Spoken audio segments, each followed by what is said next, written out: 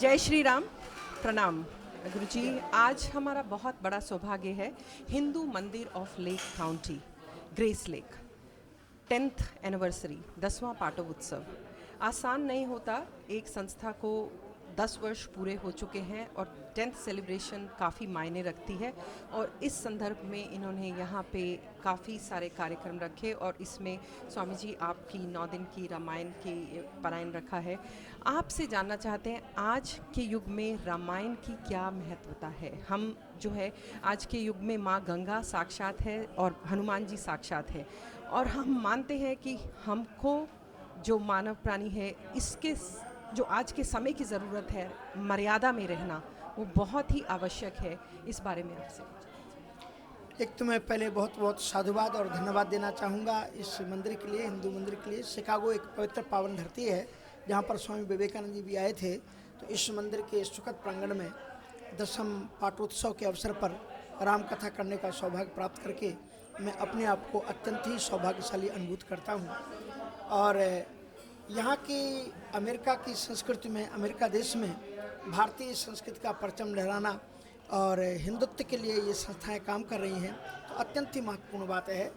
राम कथा युगों युगों से मानवता का संबल बनती आई है। जिस प्रकार से यदा यदा ही धर्मस्य ग्लानिर्भवति भारतः अभ्युत्थानम अधर्मस्य तदात्मानं सृजाम्यहम्, जब जब होए धर्म की हानि बाढ़े असुर अधम अभिमानी। जिस प्रकार से असुरों का विनाश करने के लिए और समस्त साधुताओं का संस्थापित करने के लिए भगवान का अवतार होता है, उसी तरह से युगों युगों में ये राम कथा भी अवतरित होती है। राम कथा अपने आप में एक ऐसी पूर्णमयी गाथा है जो केवल इतिहास ही नहीं है, ये वर्तमान भी है। जैसे कि हम एक चौखट में देखते हैं तो एक मूर्ति होती है, भगवान श्री कृष्ण एक हिरण के पीछे दौड़ रहे हैं, तो हम त्रेता में चले जाते हैं कि त्रेता में कभी ये घटना हुई थी। लेकिन दूसरी ओर जब उसी मिरर में एक फ्रेम में मिरर होता है, उसके सामने जब हम खड़े होते हैं तब हम अपने आप के वर्तमान को देखते हैं। तो राम कथा से एक ओर तो हम आध्यात्मिकता लिख सकते हैं, दूसरी ओर अपने आप की पुण्य की थाती को संजो सकते हैं, तीसरी ओर हम अपने आप को रामायण के पात्रों से संभाल सकते हैं, अपने वर्तमान को जीवन में संभाल सकते हैं। इसलिए किसी भी चीज़ के दो पहलू होते हैं, एक वर्तमान और एक उसका इतिहास, और राम कथा हमें दोनों ही प्रदान करती है। राम कथा में दो पात्र बड़े महत्वपूर्ण हैं। इसमें एक है दशरथ और दूसरे हैं दशानन, और दोनों में ही 10 का अंक बड़ा महत्वपूर्ण है। इसका मतलब ये है कि ये दशानन कौन है और दशरथ कौन है। दशानन वो है क्योंकि प्रत्येक प्राणी के पास में 10 इंद्रियां हैं, 5 ज्ञानेंद्रियां और 5 कर्मेंद्रियां।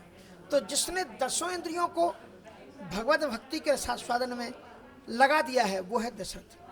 और जिसने 10 इंद्रियों का दशानन का मतलब ये है कि 10 आनंद, 10 हैं आनंद जिसके, ये प्रत्येक प्राणी है। तो जिसने 10 इंद्रियों को उन्मुक्त खुला छोड़ रखा है विषय भोगों के लिए, कोई भी कंट्रोल नहीं, कोई भी संयम नहीं है, उसका नाम है रावण, दशानन।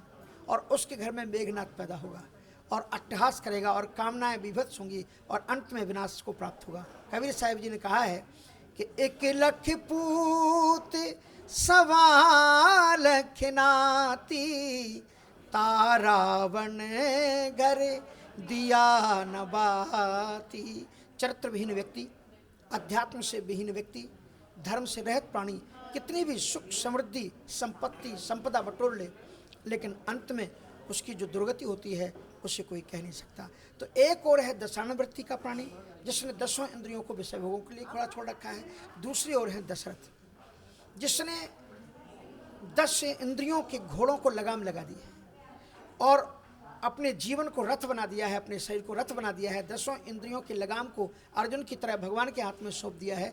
दशरथ वो प्राणी है जिसने 10 इंद्रिय रूपी घोड़ों को लगाम लगा दी है। इसलिए कहा गया है, देखना इंद्रियों के न घोड़े भगे, इन पे दिन रात संयम के कोड़े लगे, मन को सचे के सुमार्ग चलाते चलो, कृष्ण गोविंद गोपाल गाते चलो।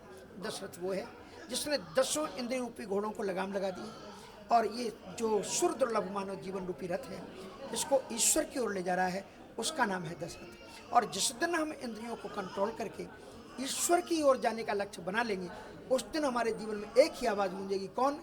भय प्रगट कृपाला दीन दयाला कौशल्या हितकारी हर्षित महतारी मुनि मनहारी अद्भुत रूप निहारी लोचन अभिरामा तन घन श्यामा निज आयुध आरी भूषण बनमाला नयन विशाला शोभा सिंधु करारी भय प्रगट कृपाला दीन दयाला कौशल्या हितकारी।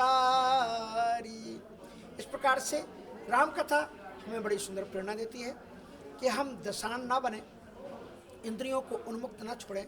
ये सुरदुर्लभ मानव जीवन बड़े सौभाग्य से मिला है। राम कथा ये सिखाती है कि हम दशरथ की तरह जीवन को अनुशासित ईश्वर की ओर ले चलें, उसी में हमारा मानव जीवन सार्थक होगा। और ये पवित्र 9 दिनों में जो राम कथा यहाँ पर चल रही है हिंदू ग्रेस लेक के इस हिंदू मंदिर में और पाठोत्सव के अवसर पर, तो यही हमारा मुख्य ध्येय है कि लोगों को मानव जीवन जीने की एक सही दिशा मिल जाए। मानव जीवन तो सबको मिला हुआ है, लेकिन मानव जीवन जीना एक कला है और वो कला सिखाती है रामायण। आज ऑन अ कंक्लूडिंग नोट हम समाप्ति की ओर चलते हुए आपसे एक और चीज़ जानना चाहेंगे। हम विदेशों में रहते हैं, हम किस तरह से अपनी मातृभूमि जो हमारी जन्मभूमि है उसके साथ में जुड़ सकते हैं और क्या कर सकते हैं, और यहाँ जो पेरेंट्स हैं वो किस तरह से अपने बच्चों को एक अच्छी संस्कृति और अच्छे कल्चर की शिक्षा दे सकते हैं कि उनको मालूम हो कि हमारे रूट्स क्या हैं, हमारी जड़ क्या है और पेरेंटिंग का क्या कर्तव्य होना चाहिए, बिकॉज़ वो बहुत ज़रूरी है ताकि हमारी आने वाली जो जनरेशन है उनको वो तकलीफ ना। हम मंदिर तो बना रहे हैं पर मन का जो मंदिर है वो बहुत ज़्यादा ज़रूरी है, क्योंकि खाली ये बिल्डिंग्स ना बन के रह जाए। वंदना जी, आपने ये प्रश्न बहुत ही महत्वपूर्ण किया है और अमेरिका में ये प्रश्न बहुत अत्यंत महत्वपूर्ण हो जाता है और आवश्यकता है इस चीज़ की कि हम ये सोचते हैं, हर एक प्राणी जो भी माँ बाप होते हैं वो हर एक ये सोचते हैं कि हम अपने बच्चों को सुख दें और भविष्य उनका अच्छा हो, फ्यूचर अच्छा हो। मैं एक बात बराबर कहा करता हूँ, चाहे मैं भारत में रहूँ चाहे यहाँ पर रहूँ, और वो मैं बात ये कहता हूँ कि आप अपने बच्चों को अगर आप सोचते हैं कि सुखी करने के लिए आप बड़ी बड़ी इमारतें दे देंगे तो आपके बच्चे सुखी हो जाएंगे। कोई सोचता है कि मैं उनको बड़ी पद ओहदे दे दूंगा, नौकरी पर लगवा दूंगा तो वो बच्चे सुखी हो जाएंगे। कोई सोचते हैं कि हम उनको बड़ा सुंदर संपत्ति उनको एकत्र करके देंगे तो बच्चे सुख हो जाएंगे। अमेरिका में हम ऐसे तमाम लोगों को जानते हैं। अधिकांशतः लोग जो आए हैं, मैंने उनसे पूछा कई बार कि आप कितने डॉलर लेकर के आए थे, तो किसी ने भी आज तक ये नहीं बताया कि वो 100 से ज़्यादा डॉलर लेकर के आए हों, लेकिन वो आज यहाँ सुखी हैं, संपन्न हैं, समृद्ध हैं। इसका कारण क्या है कि अगर आप अपने बच्चों को सुखी और समृद्ध संपन्न बनाना चाहते हो तो आप उनको धन देना चाहे मत देना, रुपया पैसा देना चाहे मत देना, मकान और बिल्डिंग बना करके देना चाहे मत देना, पद प्रतिष्ठा देना चाहे मत देना, लेकिन एक चीज़ बड़ी इम्पोर्टेंट है, वो है अपने भारतवर्ष के संस्कार, सभ्यता और संस्कृति। तो जो माता पिता अपने बच्चों का फ्यूचर अच्छा देखना चाहते हैं वो अपने बच्चों में ये सभ्यता और संस्कार जिस दिन भर देंगे तो वो भारत की भी सेवा हो जाएगी और साथ साथ में हम आने वाली पीढ़ियों को भी अपनी भारतीय संस्कृति से हम जोड़ते हुए जाएंगे और ये बहुत आवश्यक है। एक बार हमसे किसी ने प्रश्न पूछा था तो मैं आपको बता दूं कि हम कैसा फीलिंग करें जो हम इंडिया से यहाँ आ गए हैं, तो हम कैसा फीलिंग करें, अच्छा फीलिंग करना चाहिए या हमें कुछ और ढंग से फीलिंग करना चाहिए कि हम अपनी मातृभूमि से हट करके अमेरिका में आ गए हैं। तो मुझे बहुत अच्छा प्यारा भगवान जी ने उत्तर दिया था, तो मैं आपको बता देना चाहता हूँ कि एक बार नानक साहब जी किसी गांव में गए तो गांव के लोगों ने उनको कोई रिस्पेक्ट नहीं की, उनके लिए ना तो उन्होंने कुछ आदर से जल के लिए पूछा, ना स्वागत के 2 शब्द बोले, जबकि कहा जाता है कि संत मिलन को चालिए तज ईर्षा अभिमान, ज्यों ज्यों पग आगे बढ़े कोटन यज्ञ, पर किसी ने भी उनका सम्मान नहीं किया। नानक साहब जी जब उस गांव से चलने लगे तो उन्होंने ईश्वर को हाथ जोड़ करके प्रार्थना की कि हे ईश्वर, इस गांव के लोगों को सुखी समृद्ध संपन्न यहीं पर बसा करके रखना। उसके बाद में जो गंतव्य अगला गांव था, जब वो वहाँ पहुँचे तो वहाँ के लोगों ने फूलों की वर्षा कर दी, वस्त्र बिछाए, उनको आने पर चरण पखारे, सुंदर सुंदर उनको मिष्ठान खिलाए, आरती उतारी, स्वागत सम्मान किया, उनको वस्त्र भेंट किए, दक्षिणाएँ आदि भेंट की। जब नानक साहब जी चलने लगे तो फिर उन्होंने प्रार्थना की कि हे ईश्वर, इस गांव के लोगों को खूब सुखी समृद्ध बन करके ऐसी प्रेरणा दो कि दुनिया के कोने कोने में जाएं। शिष्यों को बड़ा आश्चर्य हुआ जो नास्तिक प्रवृत्ति के लोग थे, जिनमें संतों में कोई आस्था नहीं, आपने कहा कि वो सुखी समृद्ध होकर के यहीं पर रहें। और ये बड़े भले लोग हैं जो अच्छा काम करें, इनको आप कह रहे हैं कि दुनिया के कोने कोने में जाएं। तो नानक साहब जी ने जो उत्तर दिया था, इसका बहुत प्यारा यही उत्तर है। और वो उत्तर ये है कि नानक साहब जी कहते हैं ये बुरे लोग हैं, ये यहीं पर रहें तो वो ज़्यादा अच्छा है। लेकिन अच्छे लोगों को विश्व के कोने कोने में जाने की ज़रूरत है, ताकि वो अपने संस्कार, सभ्यता और संस्कृति को जितना दुनिया में फैलाएंगे उतनी दुनिया अच्छी बनेगी। क्योंकि भारतीय संस्कृति ही एक मंत्र देती है, सर्वे भवन्तु सुखिनः, सर्वे सन्तु निरामयाः, सर्वे भद्राणि पश्यन्तु माँ कश्चित् दुःख भाग् भवेत्। भारतवर्ष का एक भी बालक जहाँ भी जाएगा सभी के मंगल की कामना करेगा, सभी के कल्याण की कामना करेगा, सभी को सुख और समृद्धि की कामना करते हैं। ओम शांति शांति शांति। आज का प्रसंग बहुत अच्छा रहा। Thank you so much Guruji, आपने हमसे शेयर किया। And indeed an honour and pleasure, क्योंकि आज हम यहाँ बैठे हैं और आपसे बात कर रहे हैं।